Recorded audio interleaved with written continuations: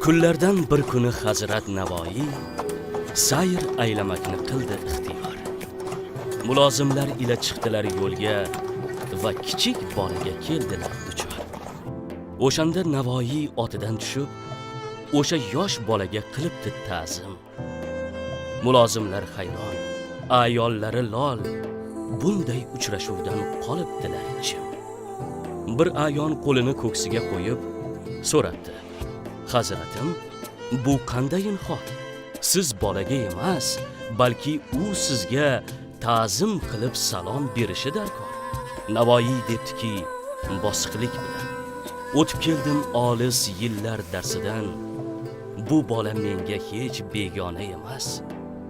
Bu bola ustozim shajarasidan. Ustozim men uchun otadan ulug'. Shu sabab bu bola men uchun faxr.